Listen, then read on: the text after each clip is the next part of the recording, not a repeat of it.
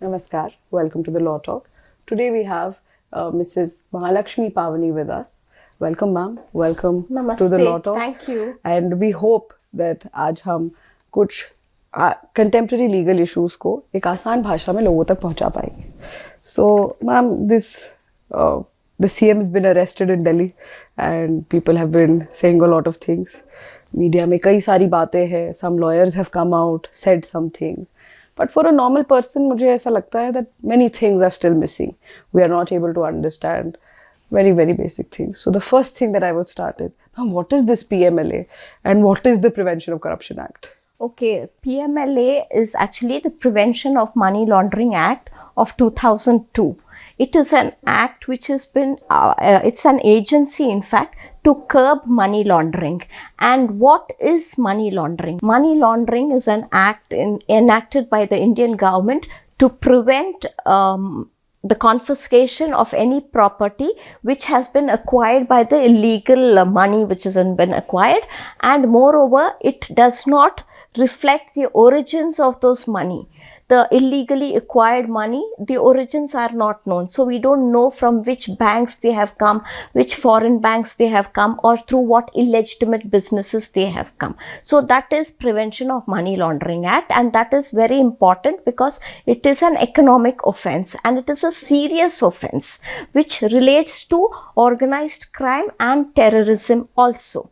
Now, what is the Prevention of Corruption Act? That is an act of 1988, and that has been brought in only to curb the corruption and bribery within the government servants, to eradicate the corruption among government servants. So that is an agency which has been set up under the Ministry of Revenue and finance related. So that is how it is. So, ma'am, so now what we are saying is that the PMLA can be applied to anyone, but the Prevention of Corruption Act is a special act which is for bureaucrats or politicians or people working in the government right. to prevent. Now, ma'am, one thing we don't understand is that there is CBI, then there is ED. Now, what are these two authorities? Why are they different? And in this case, why are both of them approaching the case? Because as far as our audience would be aware of this, that initially the LG had ordered a CBI probe after the Delhi secretary had given a report based on a complaint by a Congress MP. So now from the CBI, how is the ED in it, and how? Wait, I'll come to that. See, what has happened is, this started in 2022, right? So the then Chief Secretary was Naresh Kumar.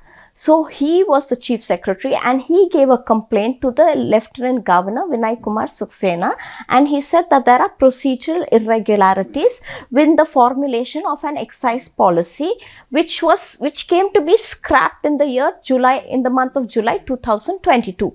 So they wanted to have a CBI inquiry. Now, what is the CBI? It is a Central Bureau of Investigation. It is the India's premier investigating agency which deals with serious crimes, major crimes of extortion, crime, murder, and of high profile cases. They have special investigative powers and special agents who deal with these kind of offenses. So CBI majorly covers everything, and it is an agency which comes under the Ministry of Personnel, Public Grievances and Pensions, Government of India.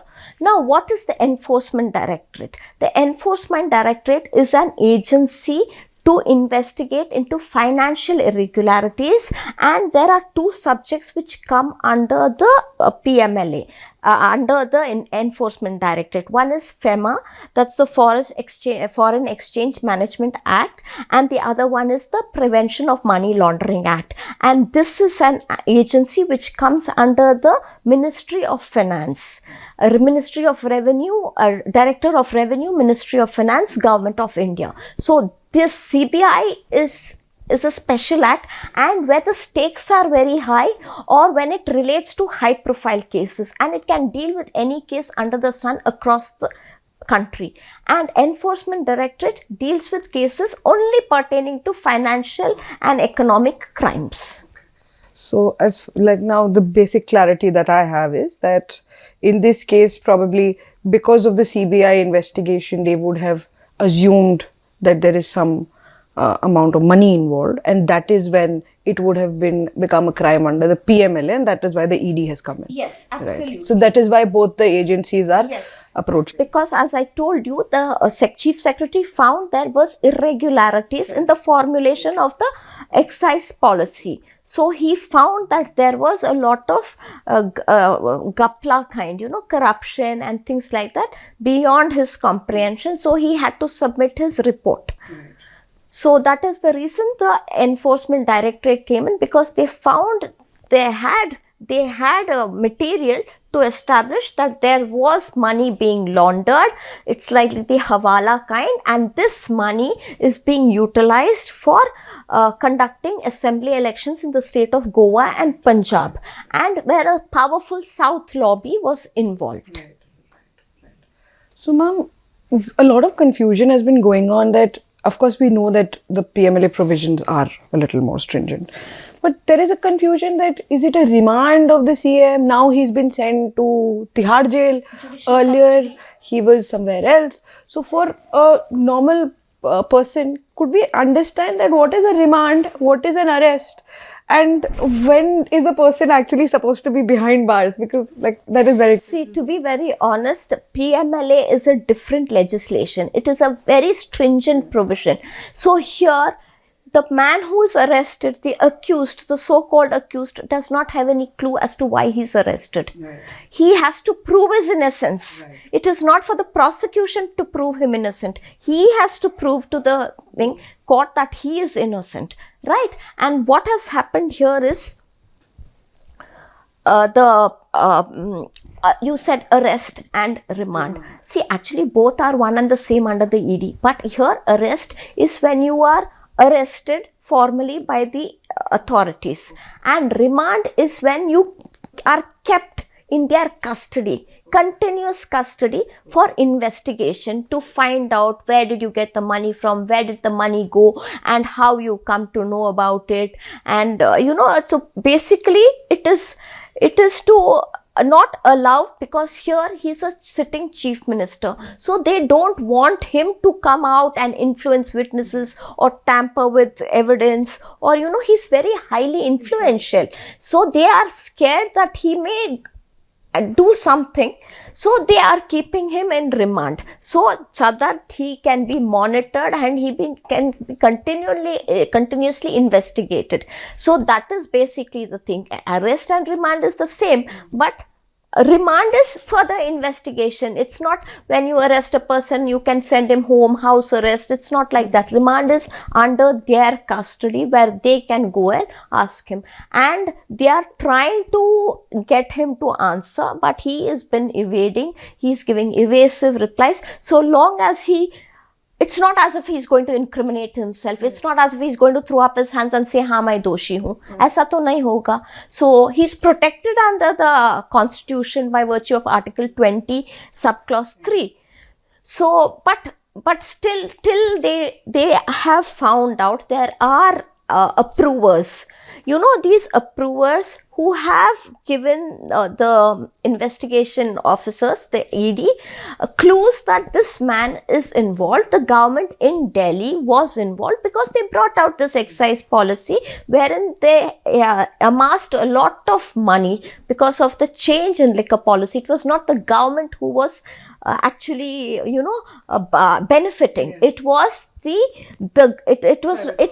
private wholesale liquor dealers who were getting it, and they had entered into an agreement saying that you will get this much money and you will give me this % commission. So whatever commission came, they invested that in the form of for the assembly elections, and then they came to power in the states of Punjab and Goa. So that is it. See, the proceeds of the crime, whether you receive it or you will not be able to recover it because it's already been spent, but at the same time it is illegal. So it is an offense. It is a continuing offense, and they have to recover all this through a chain, a trail, a paper trail. as you'd call it. And the ED is very, well equipped with all that. They have experts, especially with data, with software, with the phone tapping, and they will, and the bank's documents, they'll follow the paper trail and ultimately, but this requires trial. So you can't keep him under the lock and key for a long time. But today, it's just now Sanjay Singh, the MP of AAP, has been given bail. Or somebody may take over from him, I think. I don't think he'll let it go so easily. So probably Sunita Kejriwal may step into his shoes. No, until and unless the ED doesn't get find Mrs. Kejriwal to also have some role in this, right? Yeah. Right. So, ma'am, with respect to remand, is there any specific ground when the court can say that no, now we are not going to give the ED any remand? Like the court can reject the ED's plea? Yeah. They can do that. See, the court can in fact reject the remand or the ED's thing, when they ask for remand on 3 grounds. Firstly, the violation of that arrested man's right. He should be produced before a magistrate. And if it's not, the court can reject that. Then if any insufficient grounds, if the grounds are not sufficient enough for him, if the court is not convinced that, these are the grounds on which they are seeking remand or it's not viable and things like that, they can reject the ED's thing.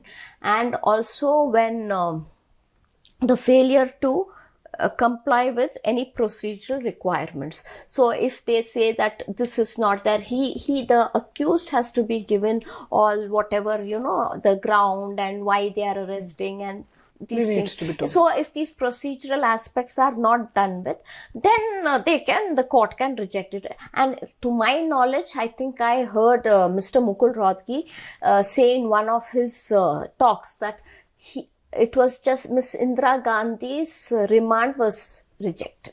So, coming to, ma'am, we just mentioned approver. Now we have been hearing approver, this person is an approver, we are doing this on the basis of this statement, that statement. I don't think so that normal people understand who is an approver. And how do you become an approver? I'll tell you in very simple language. Approver is somebody like you and I commit a crime, okay? And you are caught. You are caught and you are going to be punished. So what do? You tell the police, look, I have not done the crime myself. I will turn against her. She is also involved. I will corroborate it with material particulars. You pardon me. You give me lesser punishment. So that is an approver. So what has happened here in this case is Raghav Magunta, he is the son of the Ongole member of parliament, Magunta Srinivaslu Reddy. So he was part of this conspiracy. He was part of this liquor scam, okay? He was involved. It was not as if he was not involved. But later on, when the punishment was given, he gave a statement first and then he retracted from the statement and then he said, no, it was, and then he turned approver. So under section 306 of CRPC, he was pardoned and now he will ensure that Mr. Kejriwal, he's turned approver against him. So is PV Sarath Reddy. He was also the son of another Reddy who was the founder of Aurobindo. So they have all turned approvers because they cannot be sitting in jail. You understand, the pressure is too much. So they break down and then they say, okay, they enter into a agreement with the police and they ask for a lesser punishment or pardon and then they help. You and I are in hands and gloves and cheating somebody, but when the police should find the loot with me. If the loot is not found with me, the approver can be taken to task because he's been misleading. But if the loot is not found with me, they will take him to task. But if the loot is found with me, that proves that he and I were hand in glove. So that is an approver. So, ma'am, does the court have any role in making somebody an approver, or is it that because I'm going to, while the investigation is going on, I will just go to the police?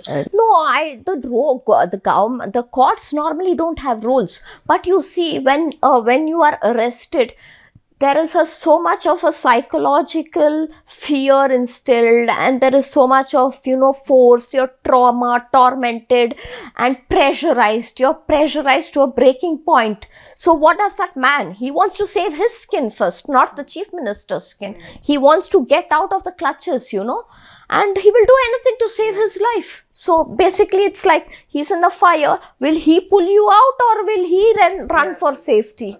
So that's how it is. So what is the value of their testimony? To be very honest, we have a Supreme Court judgment, Pankaj Bansal. So in that, their lordships, Justice Bopanna and Justice Sanjay Kumar, they have categorically said that an approver's evidence does not have great value. But if it is corroborated with material particulars and, it fixes him to the offense, then it can be taken at face value. Normally, an approver, then accused should not be convicted on the basis of the approver's statement alone. Right.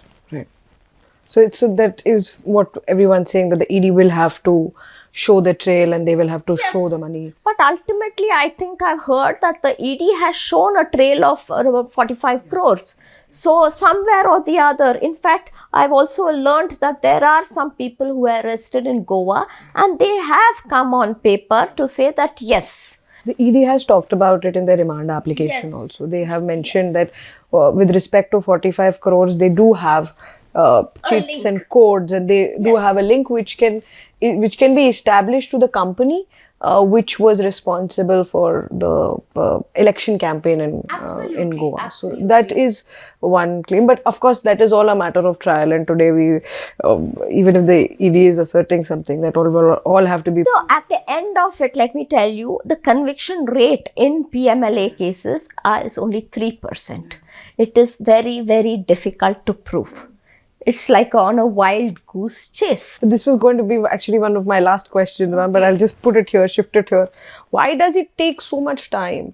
And why is the process becoming the absolute... I'll tell you, I'll give you an example of Manish Sisodia. There is the charge sheet is of 31,000 pages. There are 692 witnesses. How many, the court after all is conducted by human beings, right? You can't, even if you have a day-to-day trial, it's not going to get over. It's just next to impossible. Now, what is there in that 31,000 charge sheet? Who is going to read so much? I mean, you're overburdened. Actually, the courts are already overburdened. But now to, ensure that he's convicted, you have to examine them, you have to cross-examine them, then base your submissions, base your arguments, and then the judge has to go through the entire evidence documents. I mean, is it humanly feasible? Absolutely. Then? Absolutely. So that is the reason the conviction rate is just 3%. Right.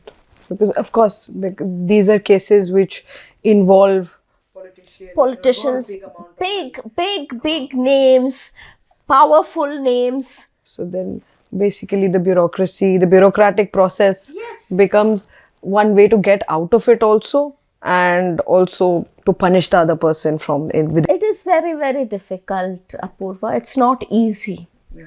And at the end of the day, judges, advocates, we are all humans. And to go through those many pages, make notes, submit your arguments, it's a Herculean job. In fact, each witness will have to be not just examined once, which normal people might think. No, he has to be examined, he has to be cross-examined, then he may be re-examined to rebut that cross. So that's the process. And we don't know in that 692 how many are going to be alive by the end of the trial.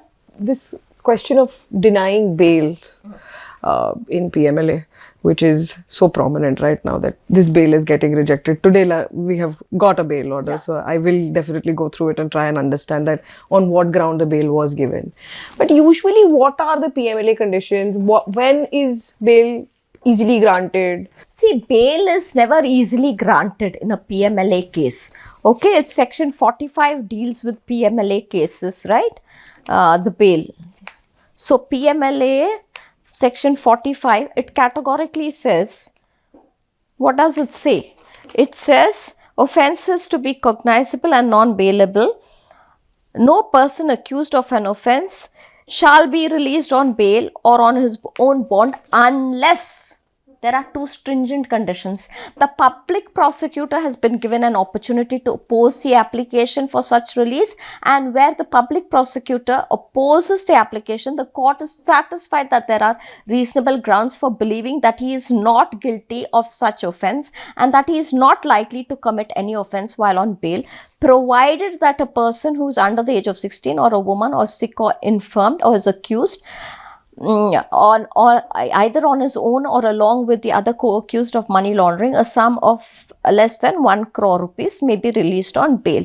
So this is 1 crore rupees, right? About when it's a sick person or a woman or a 16-year-old. Here it's hundreds of crores, and moreover the public prosecutor has to be satisfied. But I've come to learn that the enforcement directorate has given 20 grounds, very strong grounds. So on that basis, he's not going to be let out. Moreover, if you see his colleagues, the Deputy Chief Minister Manish Sisodia has been in jail since 26th February 2023. More than a year has passed. Then Satyendra Jain before that. So and he had to go back to think, despite having a back problem, physiotherapy, health issues, he had to go back. So that's how it is. It's not it's not a cakewalk. Right. So that's what in the Supreme Court order, while rejecting Mr. Sisodia's bail, that's what I think Justice Sanjeev Khanna's order, Yes. where he had mentioned that we might be debating on all the other issues on the money trail, which might need to be proved, but there is a quid pro quo that we assume is definitely there. In page 30 he writes that, and on the basis of that Yeah, he has happily said all that, but he has also openly, said that he has, actually said, no, let the trial continue.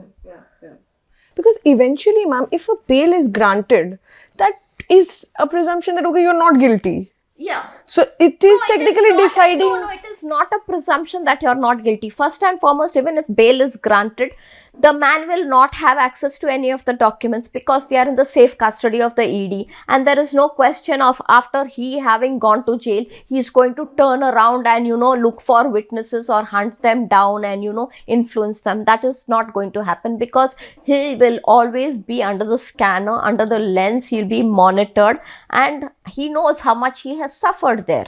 So he won't do such a thing, So this was an oral suggestion. It was just an observation of Justice Sanjay Khanna, which holds no ground. It's like obiter dicta, you understand? So had he put it in his judgment, then yes, we could have said, yes, fine, fair enough. And because the other man also, in that Hemant Soren's case, that man has been, I forget his name, Preetham Shah or something like that. So, ma'am, one thing that everyone is talking about is the money trail. So you have mentioned that you don't have to physically find. No, you don't have to physically find. See, what I told you was money laundering. What does it say? Money laundering is to conceal the origins of the money that you have got, and the proceeds of that crime have been utilized somewhere. So that is money laundering. It doesn't mean that it has to be physically stashed there. So what we see in the media is that because no physical money has been found. Not required. How did they conduct the elections? On what basis? Where you know very well. See, let us be honest here. Every party in India, every person contesting election has to spend nothing less than 10 to 15 crores to woo the voters. If you see in Tamil Nadu, Karnataka was there, Jayalalitha was there. How did they win elections? They used to give free grinders, free scooters, free TVs, free mixers. In UP, if you see, Mulayam Singh used to give, or Akhilesh used to give laptops to school children, bicycles to girls. So where does the money come from? Not from their pocket, right? It all comes from party funds. So who gives these party funds? These people, like in the electoral bonds, it has come out, right? So ultimately, even if I were supposed to contest elections, if I am spending 15 crores, let me tell you, as a human being, I'm spending 15 crores, but when I go and occupy that seat, I will ensure that I earn 30 crores. So corruption. So there again, it leads to corruption. It's a vicious circle, you see. It's not clean. And everywhere to put banners, the lighting, the speeches, the tents, the food, the biryani, the bottles, the hooch. Where does it come from?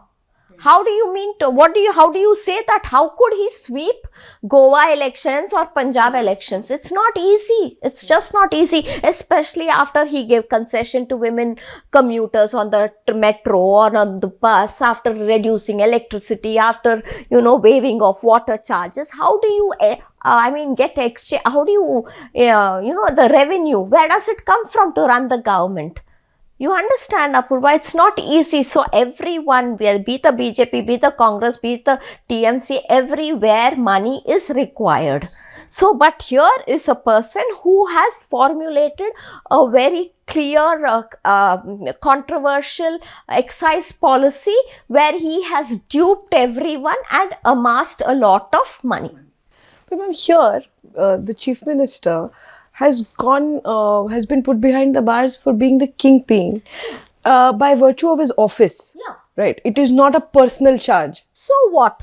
He's vicariously liable. He's an entity. He represents them. It's an agency. So when the principal and agent's relationship. So if I own a delivery van and the driver goes and bangs up somewhere, I am responsible.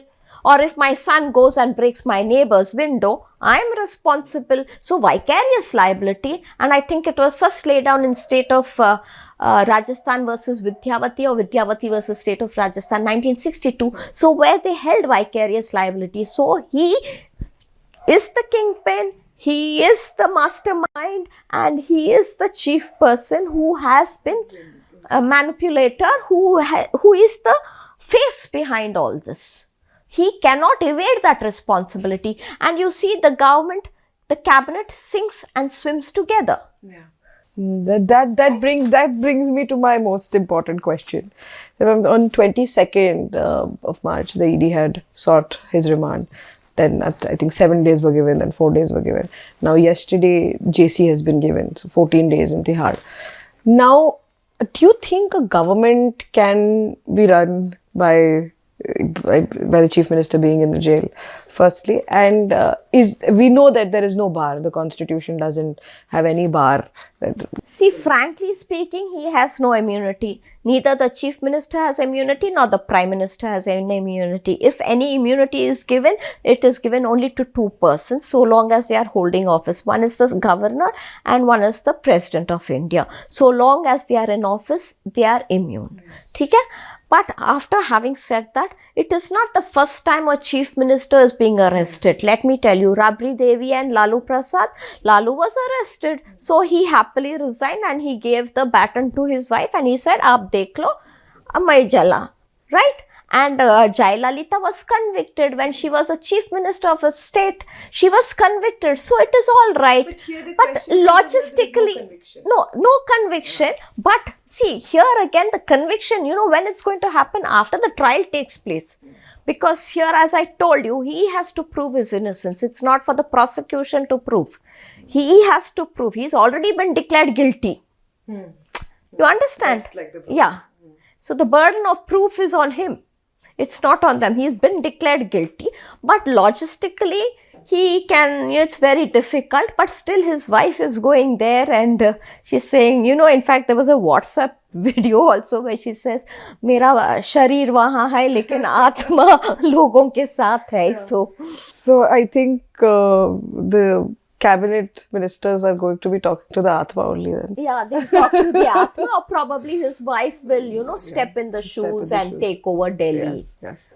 So that is a possibility, because considering the fact the chief minister is still, the deputy chief minister is in jail, or probably the Atishi. Okay. So, it was in that case, and that was the only case where the court refused to remand her, to send her to remand. So, that, and so apart from that, that exception has been given to none till now. None till now.